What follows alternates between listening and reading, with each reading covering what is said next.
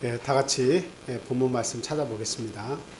누가복음 17장 11절에서 19절까지 있는 말씀입니다. 누가복음 17장 11절에서 19절까지 있는 말씀입니다. 자, 1절씩 교독하겠습니다. 예수께서 예루살렘으로 가실 때에 사마리아와 갈릴리 사이로 지나가시다가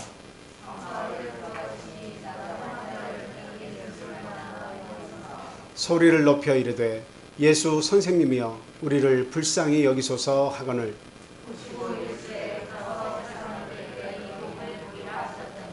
그들이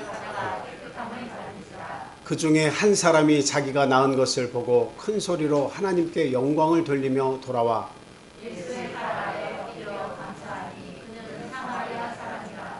예수께서 대답하여 이르시되 10사람이 다 깨끗함을 받지 아니하였느냐 그 9은 어디 있느냐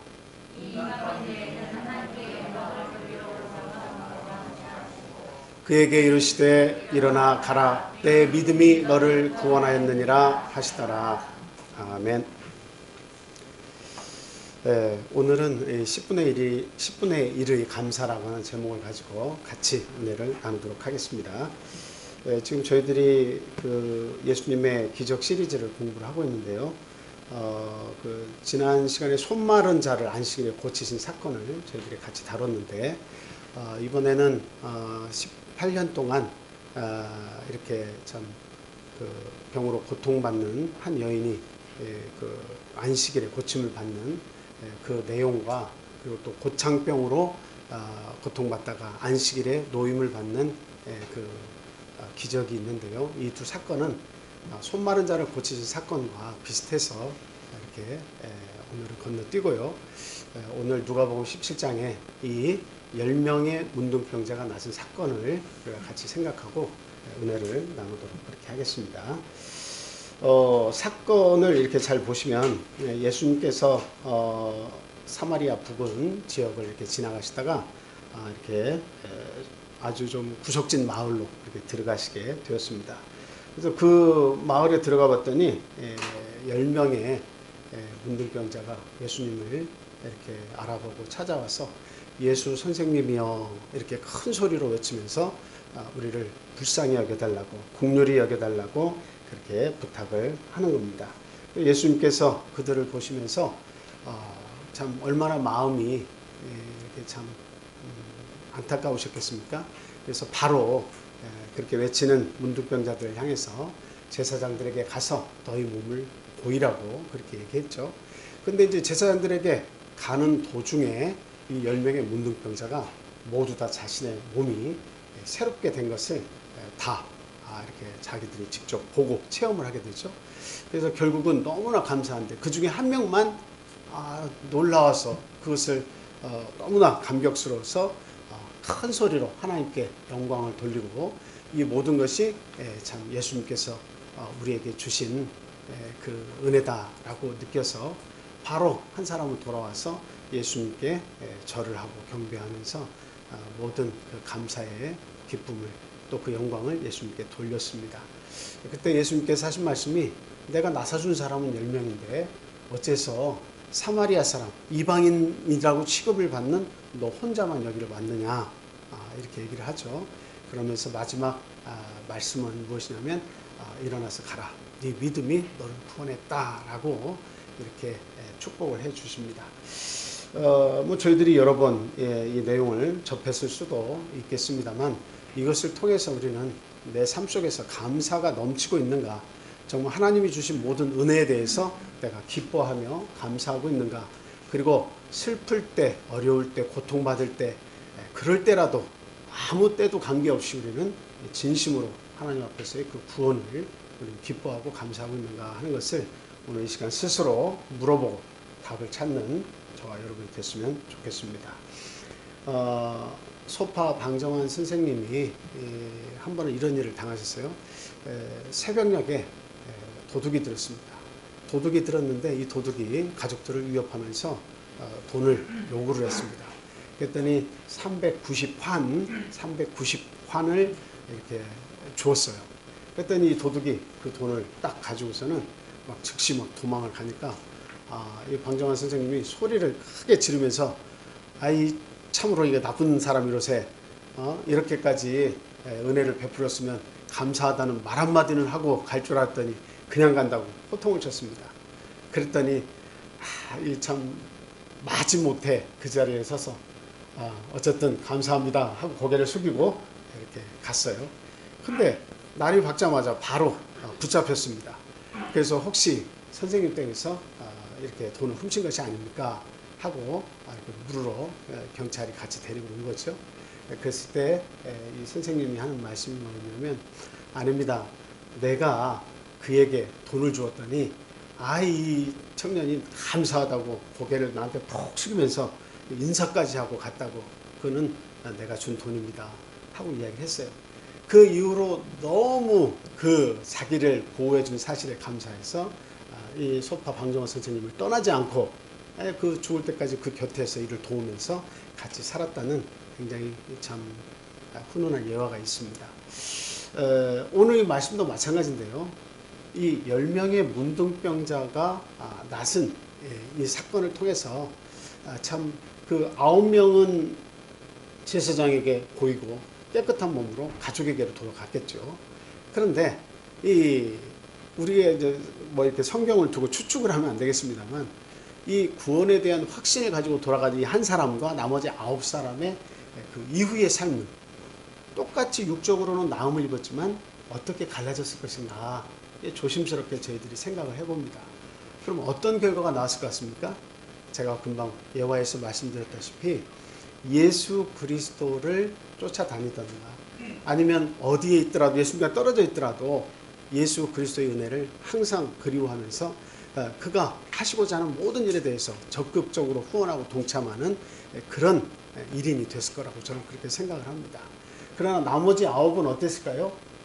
감사치 못한 하나님의 은혜를 금방 잊어버린 사람들은 아마도 잘은 모르지만 육신적인 그 어떤 나를 낳아주신 것에 대한 감사는 일시적으로 있었을지 모르지만 그러나 자기의 기쁨, 자기의 설레임, 또 자기의 어떤 뜻을 가지고 가족에게는 돌아갔고 사회로는 환원이 되었지만 그러나 자신의 그 욕심으로 마지막 인생을 살았을 것이 아니냐 이런 생각이 듭니다. 물론 그 뒤엔 어떤 내용이 나와서 말씀드리는 것은 아니기 때문에 이 정도로 생각을 해볼 수 있다 이런 뜻에서 말씀을 드립니다. 자, 오늘 이 본문 말씀의 첫 번째 내용은 무엇이냐면 10명의 문둥병자의 외침에 대해서 먼저 같이 생각을 해보겠습니다. 이 문둥병자라고 하는 것은 이 유대 사회에서는 아주 참 중병 중에 중병입니다. 최악의 병입니다. 그래서 하늘이 내린 병으로 그렇게 알고 참 그들은 그것을 받아들여야 했다라고 하는 겁니다. 그래서 사회적으로도 어떻습니까? 율법이 정해져서 하나님께서 모세에게 주신 그 법이 율법인데 법률이죠. 그 율법인데 그 율법 가운데에서도 이 문둥병에 대해서는 아주 철저히 이 사회로부터 격리를 시키도록 그렇게 명하고 있습니다. 그래서 그때 당시에는 이 문둥병이 바로 어떤 신체 접촉이나 뭐 여러 가지 접촉을 통해서 그냥 옮기는 전염병으로 그렇게 알았기 때문에 굉장히 이렇게 거리를 굉장히 두었습니다. 근데 이제 저희들이 반복적으로 이렇게 여러분들께 말씀을 드리고 생각을 해봤지만 극심한 피부병이라고 그렇게 성경은 기록을 하고 있습니다. 문둥병이라고 표기가 되어 있지만 극심한 피부병. 그래서 어떻게 보면 그게 실제로 전달이 이렇게 전염병처럼 전달이 됐을 수도 있습니다. 그러니까 우리가 좀 생각을 좀 크게 한다면 문둥병을 포함한 극심한 피부병 이렇게 생각하시면 되겠습니다. 근데 어찌됐든 사회로부터 격리당한다고 하는 가장 큰 아픔을 가졌고 그리고 우리가 인식하는 이것이 정말 오늘날의 문둥병과 일치하는 10사람이라면 이 사람들은 아주 큰 질병에 걸렸을 뿐만 아니라 아주 처절한 그런 삶에 놓였었다 라고 하는 것을 저희들이 생각해 볼 수가 있습니다. 저도 문득병 환자를 한번 본 적이 있는데요. 이렇게 저희들의 코는 두 개가 이렇게 똑같지만 그분은 콧구멍이 이렇게 하나예요. 그러니까 어떻게 보니까 하나가 이렇게 문드러져 가지고 한쪽이 없어. 한쪽만 콧구멍이 있어. 그리고 막 이렇게 천으로 이렇게 손을 이렇게 감쌌는데 그냥 둥그스러움하게 천으로 이렇게 감싸가지고 이게 제대로 어떻게 보면 뭔가를 물건을 집을 수 없는 그런 상태에서 그렇게 뭔가 이렇게 구경하는 모습을 저도 같이 보다가 이렇게 좀 봤는데 깜짝 놀랐습니다. 얼굴이 우리의 얼굴처럼 그렇지가 않아요. 참 녹아내린 흔적들이 막 여기저기 보입니다. 그러니까 우리 외적인 사람이 봤을 때도 반겨하지 않는 그런 모습을 가질 수밖에 없는 것이 이게 문둥병입니다. 오늘날에는 약 하나 먹고 잘 관리하면 그래도 자신의 몸을 유지를 할 수가 있습니다. 미리미리 그 문둥병을 예방하는 약을 먹게 되면 그 문둥병의 어떤 여러 가지 어려움으로부터 구제를 또 받을 수가 있습니다. 요즘 사회가 아주 좋아졌죠. 그리고 또 이것이 크게 막 전염이 이렇게 되는 그런 병도 아니기 때문에 지금은 우리가 그렇게 무서워하거나 하지도 않고 또 지금은 격리된 그 소록도라고 하는 격리된 곳에서 또 이렇게 지내는 그런 집들을 마련해 놔서 지금은 그에 대한 뭐 어떤 혐오스러움을 저희들이 거의 느끼지는 않습니다. 그리고 그 후손들도 다 잘 살고 있기 때문에 저희들이 이게 하늘이 준 병이다 이렇게 생각하지 않죠. 그러나 그때만큼은 유대 사회에서는 참 하늘이 준 병으로 인식을 하고 아예 그 사회로부터 격리하고 또 사람들과의 접촉을 일체 금했습니다. 그래서 그 유대 사회에서 떠나서 그냥 각자가 생존을 알아서 하는 거죠. 물론 사람들이 있을 때는 와가지고 그 길거리를 혹 지나갈 일이 있으면 지나가면서 어떻게 하겠습니까? 뭐 가족들로부터 물품을 도움을 받든지 뭐 할 때는 진짜 많은 사람의 그 손가락질을 당하면서 그 멀리 서 있으면서 부정하다 자기 스스로를 노출시키면서 말을 하면서 어떻게 해요? 그들에게 다가오지 말라고 나는 부정한 사람이라고 외치면서 그래서 뭐 도움을 받으면 가져가기도 하고 그렇게 살 수밖에 없었던 그런 사람들입니다. 우리가 한번 그 성경에서 어떻게 그 문둥병 든 자들에게 이렇게 격리를 하라고 했는지 한번 같이 보겠습니다. 레위기서 13장 45절 46절 한번 보겠습니다. 레위기서 13장 45절 46절 자, 다 같이 한번 읽어볼게요. 시작. 나병 환자는 옷을 찢고 머리를 풀며 윗 입술을 가리고 외치기를 부정하다 부정하다 할 것이요 병 있는 날 동안은 늘 부정할 것이라. 그가 부정한즉 혼자 살되 진영 밖에서 살지니라. 나병 환자가 할 수 있는 게 뭐가 있겠습니까? 할 수 있는 일이라는 게 어디서 열심히 농사를 짓겠습니까? 뭐 하겠습니까? 그러나 혼자 살 수밖에 없는 거죠. 아마 가족들이 물건을 이렇게 참 사랑스러운 아버지가 될 수 있고 어머니가 될 수 있고 가족이 될 수 있는데 참 물품을 이렇게 가끔가다 조달은 해줬으리라고 그런 생각을 해봐요. 그런데 그 외에는 절대적으로 혼자 그렇게 나무 가지로 집을 짓든 거적대기로 집을 이렇게 엉성하게 짓고 살든 자기 혼자밖에 거처할 수 없는 자그마한 공간에서 그렇게 살 수밖에 없었다는 거죠. 그리고 만나고 싶은 친구들을 제대로 만날 수가 있습니까? 아니면 자신의 가족들을 이렇게 만나서 사랑스러운 대화를 이렇게 마음대로 이렇게 주고받을 수가 있습니까? 그러니까 밥 한 끼도 누구와 함께 나누면서 자기의 삶의 이야기들을 할 수가 없는 그런 참 안타까운 그런 삶을 살 수밖에 없던 사람입니다. 그리고 이제 보통 사람들을 만날 때도 약 50m 정도 떨어져 가지고 윗입술을 가리면서 참 머리도 풀어 헤치고 뭔가 달라야 되니까 그리고 이렇게 참 외치면서 부정하다 부정하다 이렇게 외치면서 사람들로부터 나는 격리된 사람이다 부정을 입은 사람이라는 것을 알려야만 하는 그런 슬픔을 가지고 산 사람들이다 하는 겁니다. 자, 그런데 이와 같이 저주받은 삶으로 해석이 되는 그런 삶을 살 수밖에 없었던 이들이었는데요. 근데 예수님께서 그들 곁으로 이렇게 오시게 되죠. 그래서 그 소식을 접했어요. 그러니까 예수님께서 당시에 어느 마을에 오셨다. 그러니까 이것을 접한다고 하는 것은 이 뉴스가 뭐가 되는 겁니까? 아주 굿뉴스가 되는 겁니다. 예수님께서 우리 마을에 오셨다. 많은 사람들이 다 고침을 받았기 때문에 예수님이 우리 마을에 오셨다 그러면 이게 아주 굿뉴스예요. 굿뉴스.